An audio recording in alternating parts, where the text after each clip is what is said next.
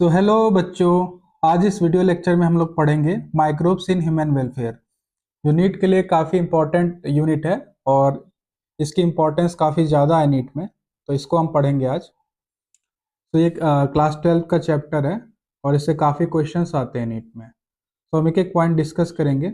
इसमें हम different topics देखेंगे, जैसे कि industrial application of microbes, okay, application of microbes in medical medicines, okay, enzymes में इनके क्या एप्लीकेशंस होते हैं और डिफरेंट काइंड ऑफ टॉपिक्स, जैसे फूड में माइक्रोब्स का क्या यूज होता है, ये सब कुछ हम लोग यहाँ डिस्कस करेंगे। ठीक है, तो आगे देखते हैं।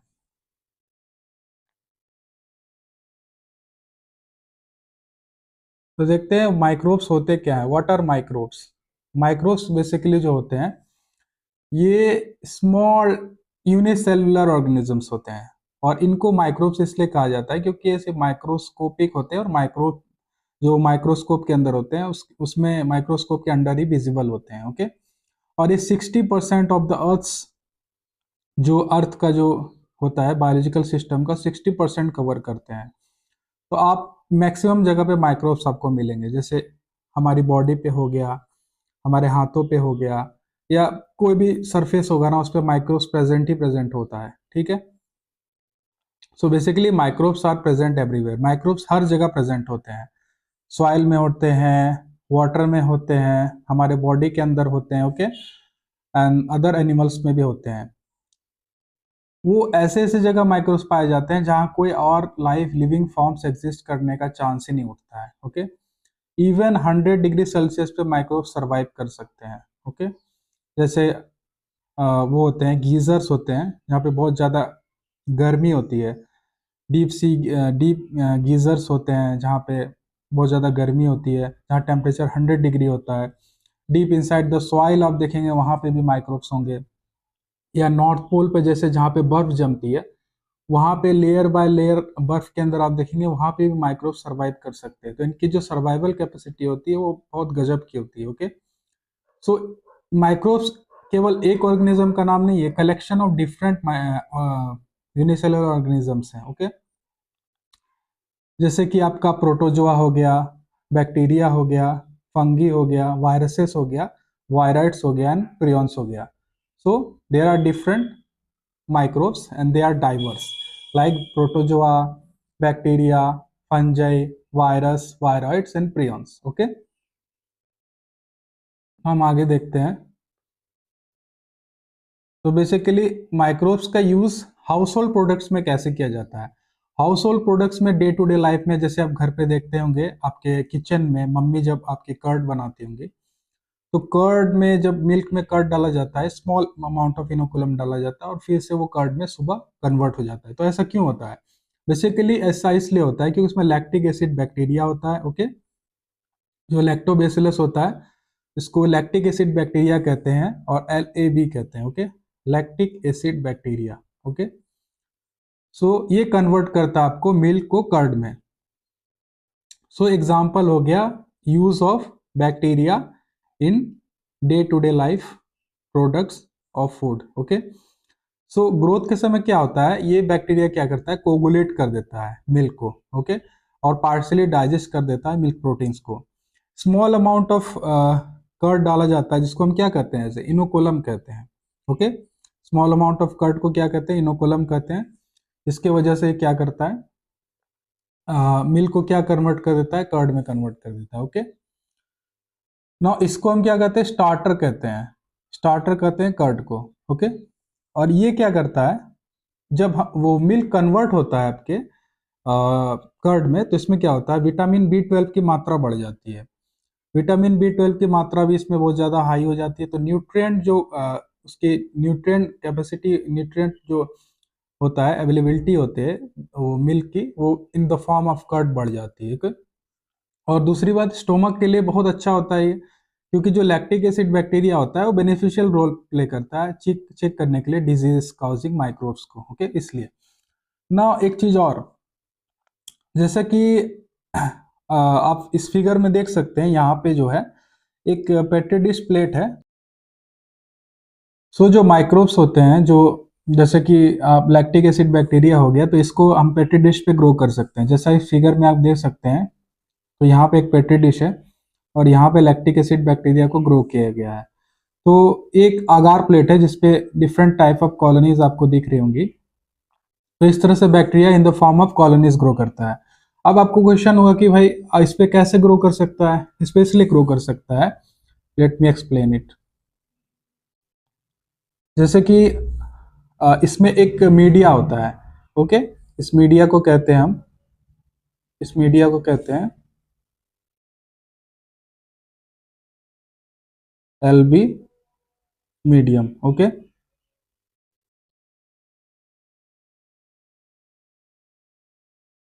तो जो एलबी मीडियम होता है उस पर ये ग्रो करता है। ओके, तो अभी मैं एक वाइट बोर्ड पे इसको एक्सप्लेन करूंगा। तो जो एलबी मीडियम आपका होता है उसमें क्या होता है कि एलबी मीडियम जो होता है वो मेनली कंसिस्ट होता है आपका ईस्ट का। इसमें ईस्ट होता है। ओके, इसमें ट्रिप्टोन होता है। ओके, इसमें बीफ एक्सट्रैक्ट होता है। ओके, ओके, और इसमें होता है NaCl। ओके, तो बेसिकली ये जो मीडिया होता है इसमें सारे जो कार्बन सोर्स हो गया, नाइट्रोजन सोर्स हो गया, आपके सोडियम का सोर्स हो गया, ये सारे प्रेजेंट होते हैं। ओके, तो इस फॉर्मुलेशन को, इस मीडिया को हम एक पेट्री डिश में पोर करके ग्रो कराते हैं। ओके, बेसिकली जब ये मीडिया हम बनाते हैं ना, तो इसके लिए हम मिली क्यू वाटर यूज करते हैं। मिली क्यू वाटर जो ट्रिपल डिस्टिल्ड वाटर होता है। ओके, तो ये लिक्विड फॉर्म में होता है मीडिया, लेकिन हम क्या करते हैं इसमें अगार ऐड कर देते हैं। और जब हम अगार ऐड करते हैं ना और इसके अंदर डालते हैं इस मीडियम में, इस पेट्री डिश में, जो कलर कलर का पेट्री डिश होता है, तो ये जब अगार सॉलिडिफाई होता है तो ये सारी मीडिया भी इसके साथ सॉलिडिफाई हो जाता है। तो हमें क्या मिलता है, एक इस तरह का पेट्री डिश में इस तरह का सॉलिडिफाइड सॉलिडिफाइड एल्बी अगार मिलता है। ओके, अब हम क्या करते हैं, एक तरफ हम बैक्टीरिया ग्रो करते हैं एक ट्यूब में, जैसे ट्यूब में हो गया, और फिर हम इसके ऊपर क्या करते हैं, स्प्रेडिंग करते हैं। तो स्प्रेडिंग करते हैं तो हमको नेक्स्ट डे क्या होता है, कॉलोनीज मिलती हैं। इस तरह से कॉलोनीज मिलती हैं। ओके, यही कॉलोनीज इस फिगर में दिखाया गया है। ओके, यही मैं आपको एक्सप्लेन करना चाह रहा था।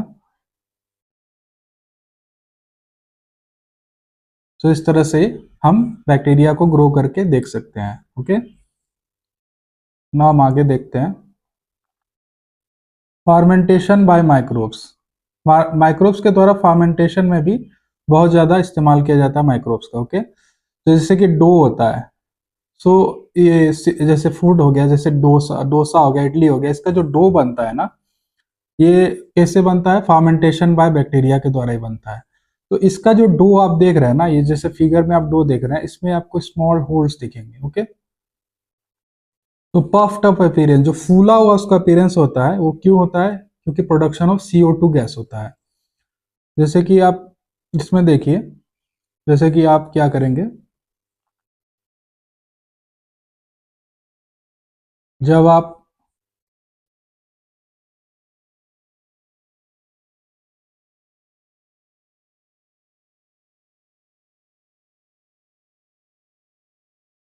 क्या करेंगे, ग्रो करेंगे ना, इडली, वो जब आप माइक्रोब्स को ग्रो करेंगे, इडली डोसा, ये सब इडली डोसा बनाने के लिए, तो उसमें देखेंगे आप पफ्ड अप अपीयरेंस होता है। जैसा कि आप जब डो को बनाएंगे ना, इसमें पफ्ड अप अपीयरेंस होता है, तो इसमें गोल गोल इस तरह का, इस तरह के छेद बन जाते हैं। ये क्यों बनते हैं, ड्यू टू CO2 प्रोडक्शन के द्वारा। CO2 प्रोडक्शन होता है इसलिए बनते हैं। ओके, नौ यहाँ पे ईस्ट का क्या है, फंजाई है।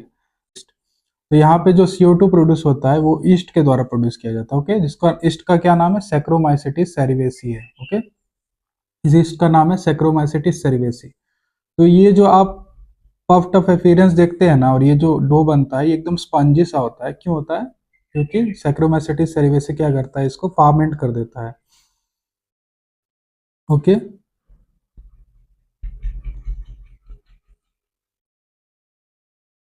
इसी तरह से जो डो यूज होता है मेकिंग ब्रेड के लिए, ब्रेड बनाने के लिए जो डो यूज होता है उसमें हम बेकर्स ईस्ट यूज करते हैं। ओके, ईस्ट एक तरह का फंजाई है जो हम यूज करते हैं।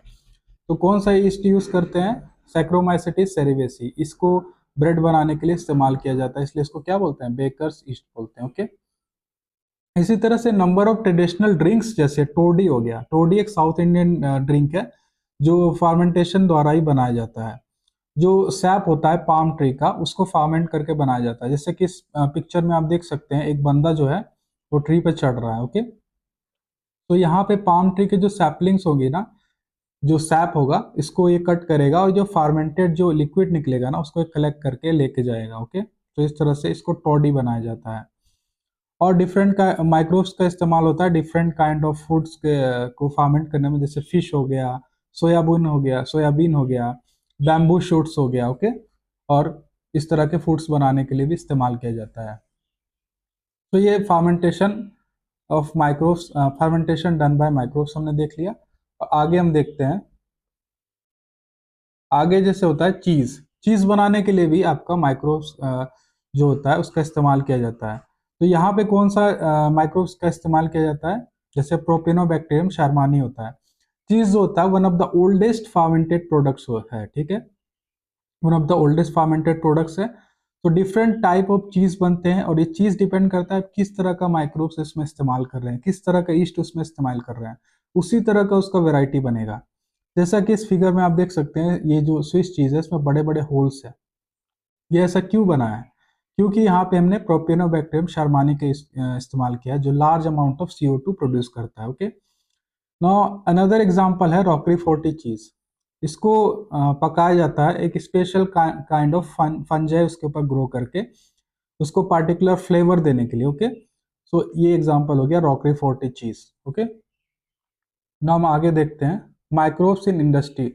सो माइक्रोब्स का इस्तेमाल इंडस्ट्री में भी किया जाता है, mainly to produce valuable products that is useful for human beings. So beverages बनाने के लिए इस्तेमाल किया जाता है, एंटीबायोटिक्स बनाने के लिए इस्तेमाल किया जाता है, और इन सब के प्रोडक्शन के, लार्ज स्केल के प्रोडक्शन के लिए मेनली फार्मेंटर्स का इस्तेमाल किया जाता है। सो फार्मेंटर्स क्या होते हैं, बेसिकली कमर्शियल लेवल पे फार्मेंटर्स का इस्तेमाल किया जाता है। फार्मेंटर्स जो आते हैं आपके बड़े बायोरिएक्टर्स होते हैं, जिसमें क्या होता है कि आप माइक्रोब्स को एज ए इनोकुलम डालते हैं। ओके, तो बेसिकली जैसे कि ये एक फार्मेंटर है, एक टैंक टाइप का होता है और इसमें एक सैम्पलिंग पोर्ट होता है। ओके, और एक पीएच कंट्रोल मीटर होगा, पीएच कंट्रोल प्रोब होगा, एक यहाँ पे आपका एसिड बेस एडिशन एडिशन के लिए प्रोब होगा। Okay, just basic basic idea दे रहा हूँ। और यहाँ से सैम्पलिंग पोर्ट है जहाँ से आपका प्रोडक्ट निकलेगा, इसमें हम इनोकुलम डालेंगे बैक्टीरिया का या जो हमको प्रोडक्ट लेना है उसका। ओके, तो इस तरह से प्रोडक्शन होता है आपका अल्कोहल का और एंटीबायोटिक्स का। ओके, तो ये हमारा फार्मेंटर्स होता है और यहाँ से सैंपल को आइसोलेट किया जाता है, और ये इंडस्ट्रियल लेवल पे इस तरह के फार्मेंटर्स का इस्तेमाल किया जाता है। हम फार्मेंटेशन डिफरेंट वीडियो में डिस्कस करेंगे, टॉपिक काफ़ी लंबा हो जाएगा। अगर आपको उसके बारे में पढ़ना है तो प्लीज़ कमेंट कीजिए, I will make a separate video. Okay, so जैसा कि फिगर में देख सकते हैं, so different kind of different fermenters हैं जो काफ़ी हेवी होते हैं, इंडस्ट्रियल एप्लीकेशन है इसका। So mainly production of alcohol, beverages and antibiotics production के लिए इंडस्ट्री में इसका इस्तेमाल किया जाता है। ना हम आगे देखते हैं अब फार्मेंटेड बेवरेजेस के बारे में।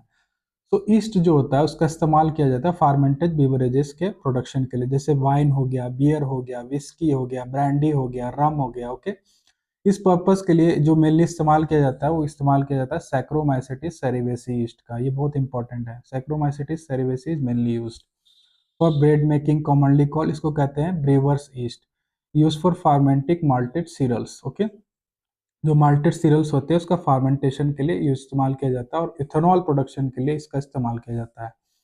किस तरह का रॉ मटेरियल्स इस्तेमाल किया गया है उस पर डिपेंड करता है कि कैसा आपका प्रोडक्ट बन रहा है। ओके, और विथ और विदाउट डिस्टिलेशन है कि नहीं। डिस्टिलेशन यहाँ पे इंपॉर्टेंट है क्योंकि डिस्टिलेशन ही डिसाइड करता है कि आपका एंड प्रोडक्ट जो होगा वो किस तरह का होगा, किस तरह का अल्कोहलिक ड्रिंक बनेगा।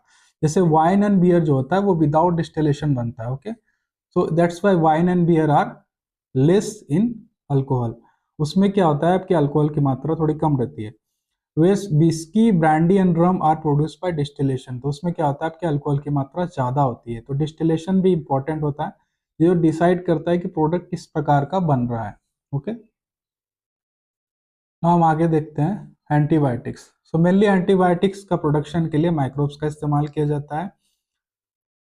सो मोस्ट सिग्निफिकेंस डिस्कवरी है antibiotics production by microbes in 20th century. Okay, so anti का मतलब होता है अगेंस्ट और बायोटिक्स मतलब होता है life. That means anything produced against life is antibiotics. तो यहाँ पे अगेंस्ट लाइफ है माइक्रोब्स के लिए और हमारे लिए प्रो लाइफ है। ओके, हमारे लिए प्रो लाइफ क्यों है, क्योंकि हमारी हेल्प करता है डिजीज से लड़ने में ये एंटीबायोटिक्स। ओके, एंटीबायोटिक्स का डिस्कवरी बड़ा इंटरेस्टिंग है। जैसे अलेक्जेंडर फ्लेमिंग जब अपने लैब में काम कर रहे थे तो इन्होंने बैक्टीरिया ग्रो किया, जैसे मैंने आपको बताया था पेट्री डिश में इन्होंने बैक्टीरिया को ग्रो किया। तो एक जगह इन्होंने ऑब्जर्व किया कि यार बैक्टीरिया ग्रो नहीं कर पा रहे हैं।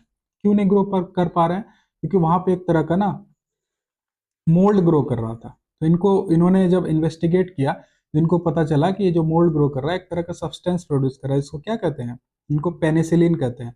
तो फर्स्ट टाइम एंटीबायोटिक्स डिस्कवर किया था अलेक्जेंडर फ्लेमिंग ने और ये पेनिसिलिन था। ओके, इसका फुल पोटेंशियल जो है वर्ल्ड वॉर 2 के दौरान जो घायल सैनिक थे उसका इलाज में इस्तेमाल किया जाता है अमेरिका के द्वारा। ओके, तो इस तरह से एंटीबायोटिक का यूज शुरू हुआ। एंटीबायोटिक्स दो तरह से काम करता है, या तो वो बैक्टीरिया के ग्रोथ को रिटार्ड कर देगा। ओके, या तो बैक्टीरिया को एकदम किल कर देगा। Okay, so either this can antibiotics can kill bacteria और they can retard bacteria. Okay, तो एंटीबायोटिक्स अभी तो बहुत ज़्यादा इम्प्रूव हो गए हैं, जैसे प्लेग हो गया, वुफिंग कफ हो गया। ओके, इसके सब के ट्रीटमेंट के लिए जो है एंटीबायोटिक्स का इस्तेमाल अब किया जाता है। लेप्रोसी के लिए, जिसको कुष्ठ रोग बोलते हैं, उसके लिए भी एंटीबायोटिक्स का इस्तेमाल किया जाता है। ना हम आगे देखते हैं अब। तो डिफरेंट काइंड ऑफ केमिकल्स जो होते हैं जो माइक्रोब्स के द्वारा प्रोड्यूस किए जाते हैं वो हम देख लेते हैं। जैसे एसिड्स हो गया, अल्कोहल हो गया, एंजाइम्स हो गया, इंपॉर्टेंट है और याद रखना चाहिए, ये एग्जाम में आ सकता है, इंपॉर्टेंट है नीट के लिए। जैसे एस्पाराजिलस नाइजर हो गया, एस्पाराजिलस नाइजर होता है जो सिट्रिक एसिड प्रोडक्शन के लिए मेनली इस्तेमाल होता है। ओके, देन एसिटोबैक्टर एसिटी जो होता है एसिटिक एसिड के लिए इस्तेमाल होता है। तो एसिटिक से एसिटोबैक्टर एसिटी नाम है ना, तो एसिटिक एसिड याद रख सकते हैं।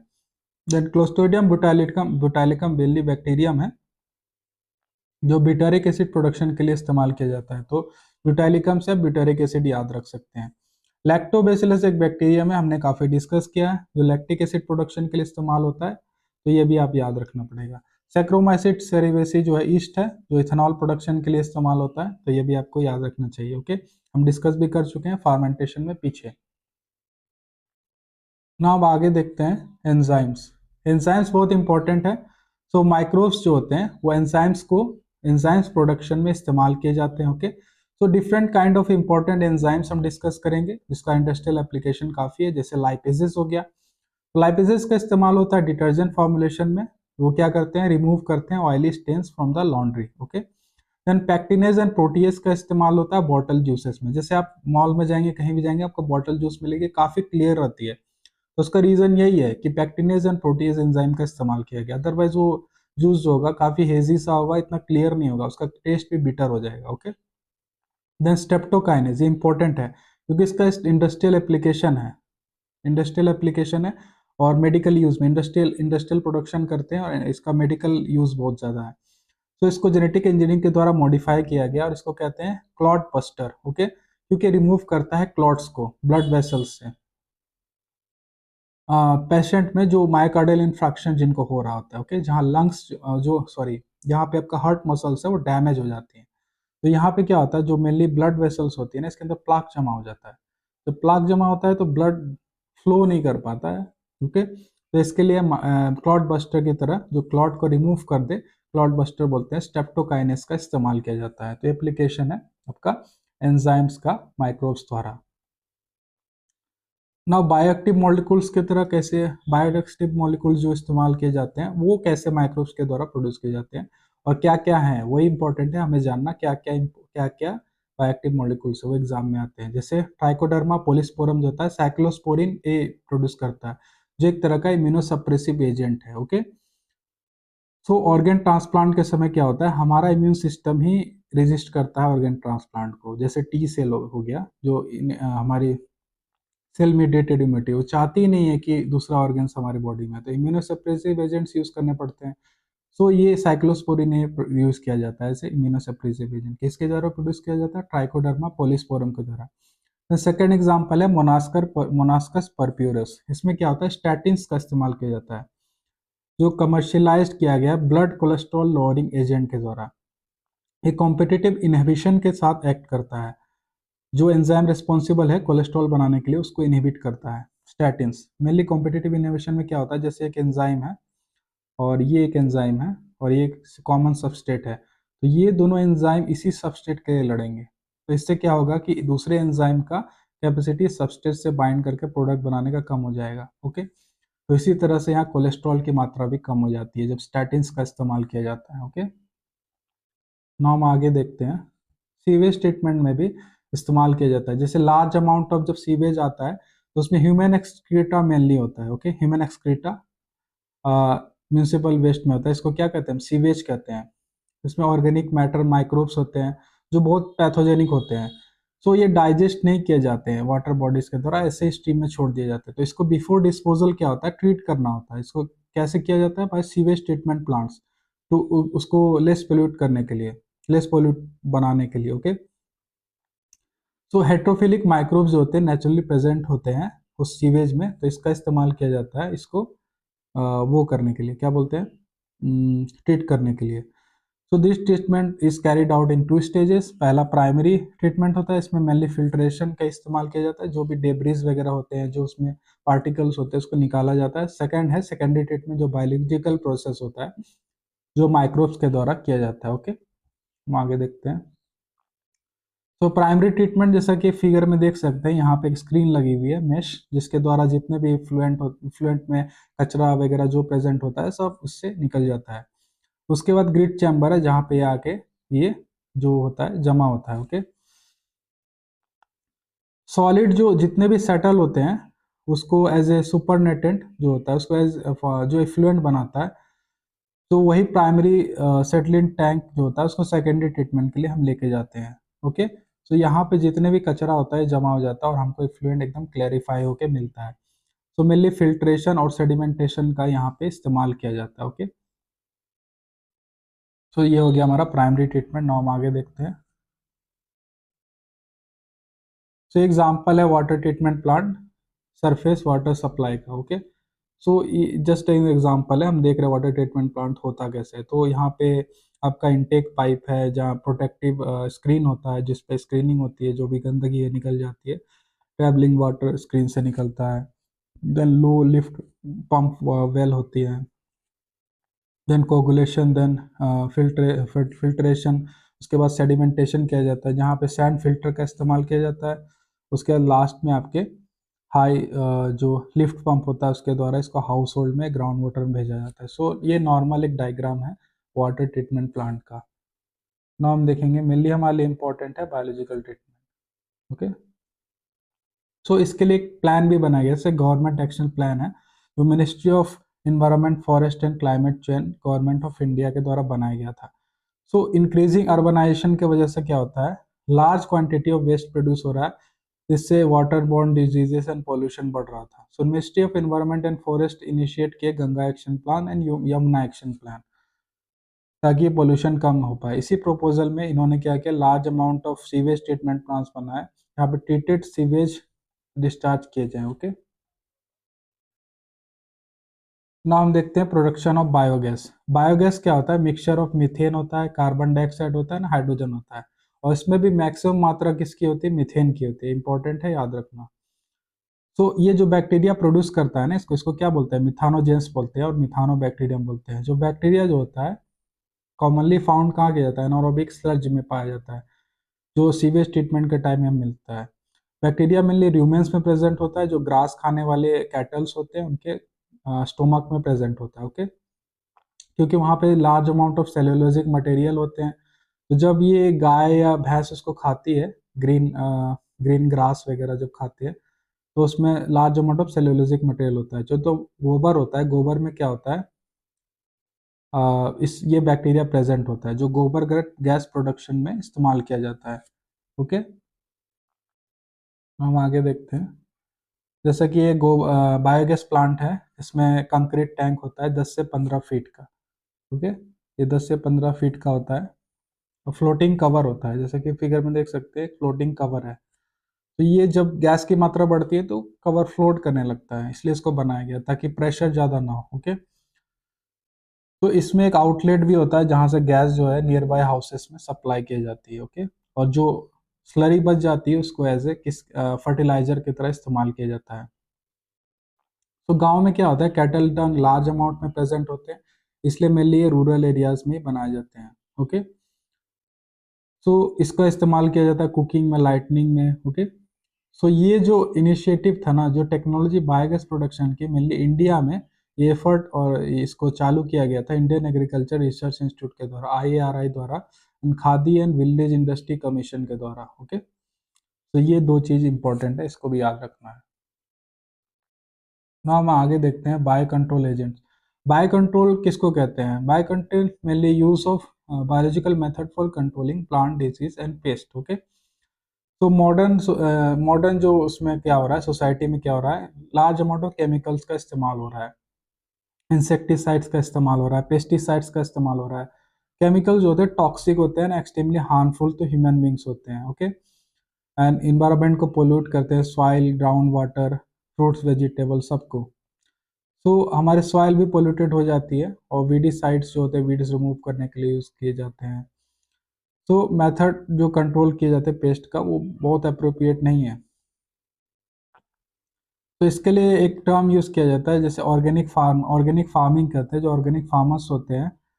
तो एक सिस्टम बनाते हैं, इसमें क्या होता है कि पेस्ट जो होते हैं उनका अलाव किया जाता है, उसको पूरी तरह से हटाया नहीं जाता है, उसको एज ए मैनेजेबल लेवल पे रखा जाता है complex system of check and balances के द्वारा, ताकि लिविंग जो इकोसिस्टम है वो वाइब्रेंट रहे। ओके, तो यही होता है bio control agents.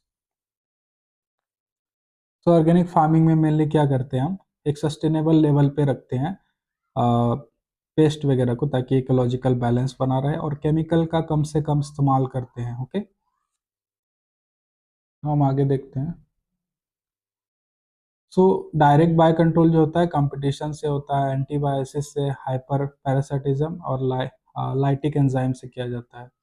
Indirect bio control growth promotion और induce resistance in plant. Okay, क्योंकि हम जानते हैं डिफरेंट काइंड ऑफ बैक्टीरिया होते हैं, फंजाई होते हैं, वायरसेस जो होते हैं, जो प्लांट को इफेक्ट करते हैं।